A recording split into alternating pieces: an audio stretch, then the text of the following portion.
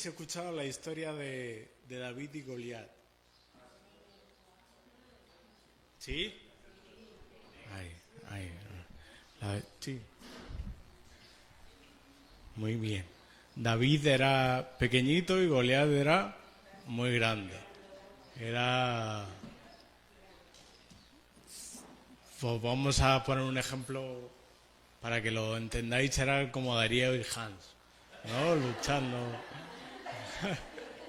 Menos mal que ellos me permiten esas cosas, porque... Y David llegó al campamento de los israelitas que estaban en guerra con los filisteos y en ese campamento existía una situación que se había dado por la provocación de ese gigante, de Goliat, que se ponía todos los días enfrente de ellos y les retaba y les decía que no podían encontrar a nadie que luchase contra ellos. El pueblo de Israel entró en pánico y su mismo rey Saúl tuvo mucho miedo y estaban acobardados, estaban asustados. Pero cuando llegó David, dijo, pero bueno, ¿quién es ese filisteo incircunciso para que rete al pueblo de Dios? Y me encantan sus palabras cuando dice, bueno, en línea con lo que decía Odi, no es, porque le dice a Goliat mismo, no es con espada, es que tú has retado al ejército de Dios, del Dios viviente de Jehová, y la batalla es de Jehová, y Él es el que está conmigo para luchar esa batalla. Él supo cuál era el ambiente, supo que más que una guerra física era una guerra espiritual, y se armó con la armadura adecuada para combatir la guerra, que era la fe, porque en realidad que tenía él de arma física una onda nada más. Y de hecho se probó la armadura de Saúl, pero no podía ni caminar con ella, porque no tenía práctica, pesaba mucho. Así que cuando preparaba el mensaje que el Señor ha puesto en mi corazón para compartir con vosotros en esta mañana, me acordaba de David y de las situaciones de guerra y de cómo debemos enfrentarlas, sabiendo cuál es el trasfondo que hay detrás de la guerra, porque en la vida del cristiano toda guerra física tiene un trasfondo espiritual, y cuáles son esas armas que nosotros tenemos para combatir. El versículo que será el centro del mensaje está en Apocalipsis 2:7, y esta es la parte final, el último versículo del mensaje del Señor Jesucristo a la iglesia de Éfeso. La iglesia de Éfeso era una iglesia que en apariencia hacía un montón de cosas y de hecho es alabada por muchas cosas, pero tenía un problema y estaba perdiendo una de las batallas, y era su batalla contra la pérdida del primer amor. Y eso se lo denuncia también Jesucristo, y en el último versículo, en la segunda parte, dice: al que venciere, le daré de comer del árbol de la vida, el cual está en medio del paraíso de Dios. Cuando meditaba en este versículo, bueno, sabéis que tengo debilidad por las 7 iglesias. De hecho, el trabajo final en el seminario mío fue sobre, voy a ver un poquito de agua, fue sobre las 7 iglesias.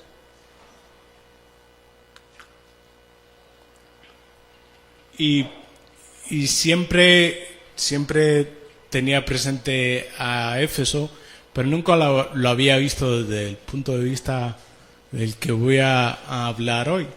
Y meditaba en Éfeso, en su situación, que era de guerra, por su contexto, por donde estaba situada y por la lucha que estaba librando. Así que lo primero que quiero dejar claro en el mensaje de esta mañana es que estamos en guerra. Os puede gustar o puede que no os guste.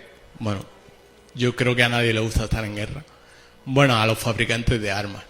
pero, pero a nadie más. Pero la vida del cristiano es una vida de guerra. Y estamos en guerra, estamos luchando. Al que venciere, para vencer, tienes que luchar. Porque si no luchas, no vences nada. No, para conseguir un propósito, tiene que haber trabajo, tiene que haber lucha. Y esa es la primera parte del versículo, el que venciere. Y eso implica que hay una guerra, una batalla, y que hay algo contra y por lo que luchar. Cuando un enfermo se recupera de una enfermedad, normalmente coloquialmente se dice que ha ganado la lucha contra esa enfermedad. Llámale X, la enfermedad. Y es que la enfermedad es una lucha. Es muy parecida a la lucha que mantiene el cristiano contra el pecado y contra el enemigo. La enfermedad, cuando yo era chiquitito había unos dibujos animados muy gráficos sobre cómo funcionaba el cuerpo humano que se llamaba La vida es así. Y son muy buenos, si los queréis buscar por YouTube seguro. Sí. Lo tiene Maripaz en el rastrillo, fijaos. Si es que cómo hace el Señor las cosas. Y en estos dibujos, los glóbulos blancos, que nos defienden contra las infecciones y contra las enfermedades, iban vestidos de policía y iban buscando a los virus, que eran unos personajes muy feos que querían meterse por todas partes que se encontraban libres. Y lo que representaba es una lucha, en realidad. Y así es la vida del cristiano, una lucha. Igual que cuando se lucha contra una enfermedad, igual luchamos nosotros. Una guerra, si piensas en una guerra en general, está compuesta de varias batallas. La batalla de tal, la batalla de cual, pero todo eso forma una guerra. La guerra que tiene que librar el creyente y que tenía que librar la iglesia de Apocalipsis era lo que yo he llamado la guerra por la vida eterna, o la guerra por la salvación. Y ese es el nombre general de la guerra, pero cada batalla tiene su propio nombre. Si nos fijamos en los mensajes a las 7 iglesias del Apocalipsis, que representan, y otras veces os he compartido, que representan al todo de la iglesia de Cristo, todas ellas estaban inmersas en alguna tensión, en alguna guerra. Por ejemplo, Éfeso, hemos hablado de cuál era su batalla, la pérdida del primer amor, estaba luchando para no perder el primer amor. Esmirna estaba luchando contra la persecución. Tiatira, que también os he predicado de ella, el problema de Tiatira era que toleraba, y esa es la otra batalla con la que tenía que luchar, contra la tolerancia. El problema de Sardis, también os he hablado de Sardis, que se había acomodado y pensaba que no iban a ir a por ella, y Jesús le dice: si no te arrepientes, vendré a ti como ladrón en la noche, cuando no te esperas. Y así la batalla de Filadelfia, que era una batalla por fortaleza, porque el Señor le dice: aunque tienes poca fuerza o crees que tienes poca fuerza, yo sé cómo eres. La batalla de la Odisea, que no tenía agua de utilidad, tenía agua o muy caliente o muy fría. Bueno, ninguna de las dos cosas. Tenía agua tibia nada más. Y no era útil. Y así podemos hablar de un montón de luchas contra las que la Iglesia tiene que luchar. Y como os digo, todas ellas componen en general la guerra por la salvación. Y en el caso específico de Éfeso, Éfeso había luchado en diferentes guerras en las que había ganado. De hecho, los primeros versículos son de alabanza a las cosas que había logrado la Iglesia de Éfeso. Había luchado contra los falsos apóstoles y los había denunciado y había vencido. Había luchado contra la falsa doctrina, contra la doctrina de los nicolaitas, y había vencido. Había luchado contra los malos, había luchado contra la vaguería, porque el Señor le reconoce su arduo trabajo. Había luchado contra los mentirosos. En fin, que había luchado con un montón de cosas. Había luchado sobre todo con la ciudad en la que estaba emplazada. A mí Éfeso me me encanta. Porque si os fijáis en el Nuevo Testamento, es la ciudad que más mensajes recibe de todas las ciudades de aquella zona de Oriente Próximo. Los libros de Timoteo era pastor en Éfeso. El libro de Efesios, el libro de Hechos habla de Éfeso, el libro de Apocalipsis tiene un mensaje específico. Ninguna otra ciudad tiene tanta atención por parte del Señor. Y el motivo es claro, es que la situación en Éfeso era de guerra que arreciaba, de guerra intensa contra las fuerzas del enemigo. Dice en el libro de Hechos que cuando Pablo llegó a Éfeso, los que se encontraron con el Señor, los que aceptaron a Jesucristo, reunieron todos los libros de brujería y los tratados de hechicería que tenían, hicieron una piara que se calcula que tenía un precio aproximado de unos 150.000 euros, el libro, de aquella época, que era una barbaridad. De hecho, la mayoría de esos libros se estima que eran de un tipo de literatura de brujería que se llamaba literatura efesia. Pablo tuvo problemas serios en Éfeso. De hecho, ahí fue donde empezó el problema que le persiguió hasta el final de sus días, donde se tuvo que pelear contra los que hacían figuritas de Diana, porque era profundamente idólatra, era una ciudad profundamente idólatra. Éfeso era como, yo la veo como Nueva York, ¿vale? Estados Unidos tiene una capital, que es Washington, pero Nueva York es bastante más conocida. Pues a Éfeso le pasaba lo mismo en Asia Menor. La capital no era Éfeso, pero Éfeso era mucho más conocida y más importante. Pues dentro de ese ambiente, la iglesia de Esmirna había luchado contra todo eso y había en ocasiones salido victoriosa, pero había una batalla que estaba perdiendo, y esa era la batalla de la pérdida del primer amor. Hermanos, estamos en guerra. Quizá nuestra guerra es como la de Éfeso, por no perder esa inocencia, ese primer amor, esa pasión con la que buscábamos a Cristo, por no perder esas primeras obras. Quizá nuestra guerra es contra nuestros propios deseos, contra nuestras apetencias, contra los apetitos del mundo. Tantas guerras que tenemos que enfrentar, contra la persecución. Y nosotros somos los militantes de un ejército que tiene que arrebatar el reino de los cielos. Nadie nos dijo que ser cristianos iba a ser fácil.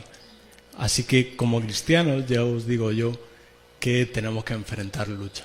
Tenemos que luchar. Pero tenemos una promesa, que si vencemos, el Señor nos dará un beneficio sobre el que hablaremos después. Ahora, de esa guerra, de esa batalla, de esa guerra en general, hay dos cosas que me han bendecido sobre las que quería hablaros rápidamente. Primero es, y ya hemos hablado de ello, el origen y el trasfondo de la batalla. Todas las batallas del cristiano tienen un origen y un trasfondo espiritual, por un motivo muy sencillo, y es que el enemigo está interesado en que no ganemos la guerra por la vida eterna, que es nuestra salvación, y está empeñado en vencernos.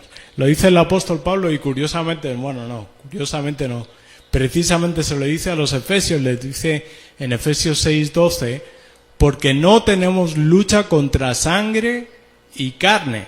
O sea, nuestra lucha no está aquí, sino contra principados, contra potestades, contra los gobernadores de las tinieblas de este siglo y contra huestes espirituales de maldad en las regiones celestes.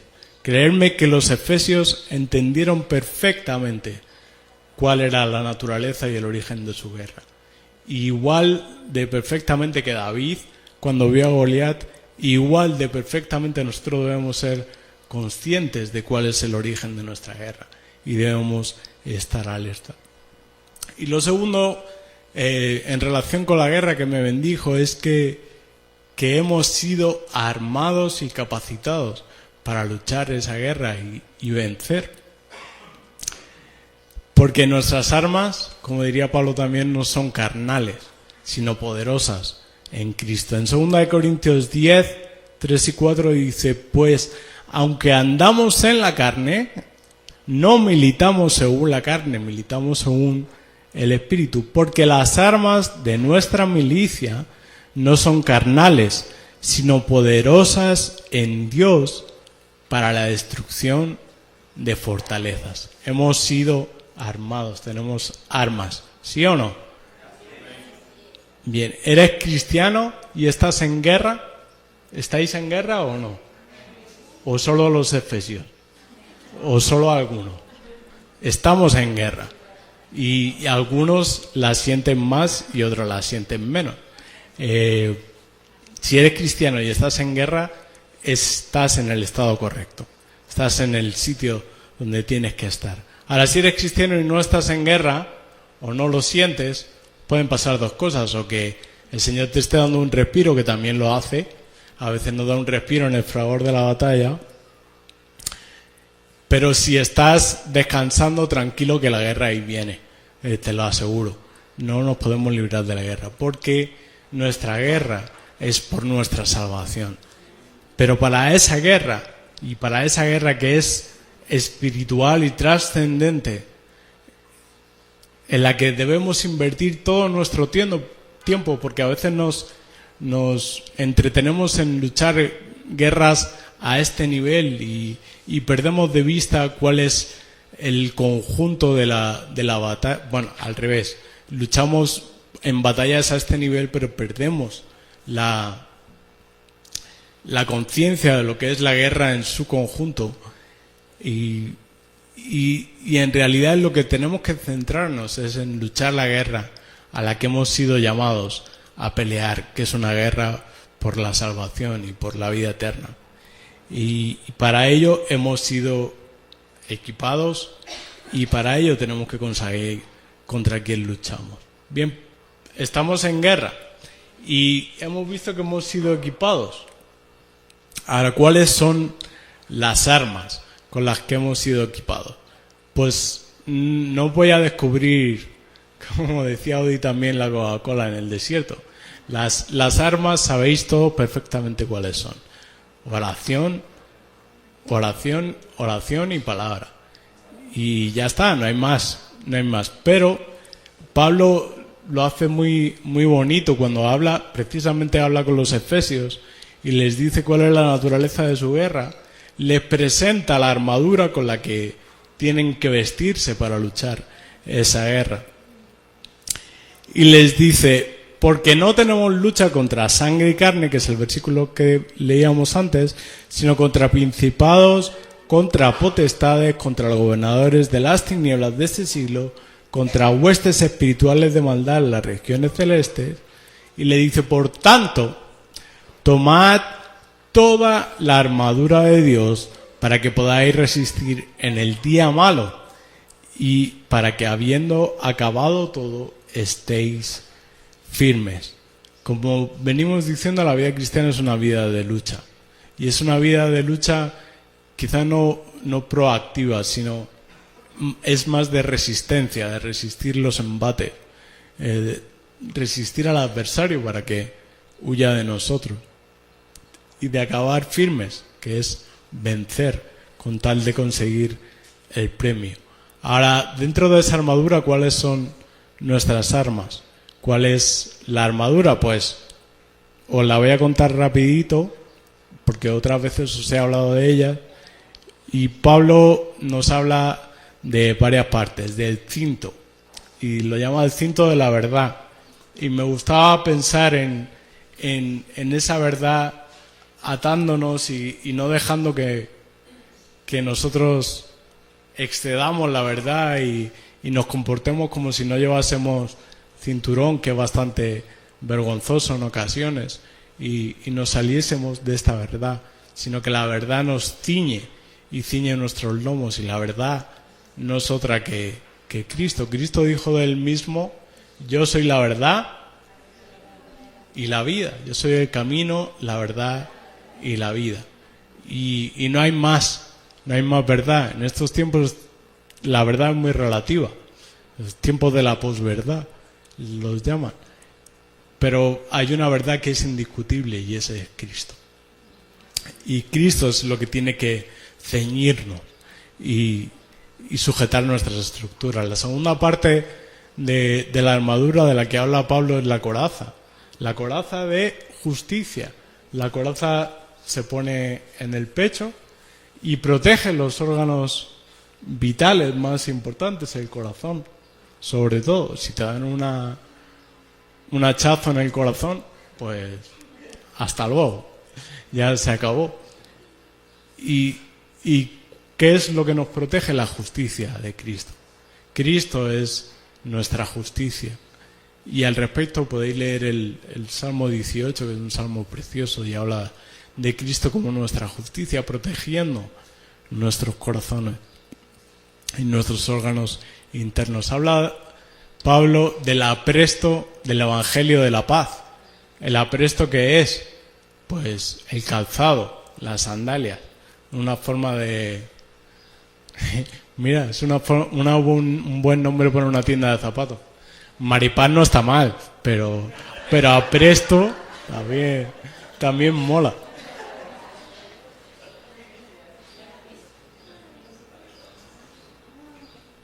Las sandalias del soldado romano llevaban como unas especies de cuchillas que lo clavaban a la tierra y les hacían estar firmes. ¿Cuál es nuestra roca? ¿Dónde nosotros nos afianzamos y dónde tenemos que estar firmes? En el Evangelio. Y sobre todo tenemos que estar firmes en el Evangelio, que no es otra cosa que la buena noticia de que Cristo nos ha salvado para enfrentar la guerra que como cristianos tenemos que enfrentar. También habla del yelmo. El yelmo se pone aquí en la cabeza y la cabeza es importante. Algunos tienen más que otros. Y en la cabeza se dan los pensamientos, se controlan muchas de las funciones del cuerpo y es un lugar delicado. Pero el yelmo es el de la salvación y necesitamos cubrir todo nuestro proceder, todas las órdenes que le damos a nuestra vida con la salvación y para protegernos de los ataques, sobre todo mentales, de esas batallas mentales. Y por último les habla de la espada del Espíritu. Le hace referencia en esa espada, o la espada que llevaban los romanos, era una espada de doble filo, que eso por sí solo ya habla un montón. Y esa es de la parte de la armadura la única parte que servía para defenderse. Y es que es la única cosa con la que los cristianos nos podemos defender en las batallas espirituales. Cuando Cristo fue tentado en el desierto, ¿con qué se defendió? Con la palabra. Y esa es el arma que tenemos. Dice en Hebreos 4:12, porque la palabra de Dios es viva y eficaz y más cortante que toda espada de dos filos, como esta de la armadura. Y penetra hasta partir el alma y el espíritu, las coyunturas y los tuétanos, y discierne los pensamientos y las intenciones del corazón. ¿Quién es la palabra? ¿Quién es el verbo divino? ¿Quién es la espada que nos parte el alma? Es Cristo, es nuestro Señor Jesucristo. Ahora ya sabemos cuáles son nuestras armas. Estamos en guerra, nos han sido dadas armas. Ahora, ¿cómo nos las ponemos? Pues Pablo se lo dice más adelante a los efesios. Le dice, hermanos, orando en todo tiempo, en toda oración y súplica en el Espíritu, orando y velando, en ello con toda perseverancia y súplica por todos los santos. Como dije al principio, no os digo nada nuevo. ¿Cómo nos vestimos? Orando y velando. No hay más.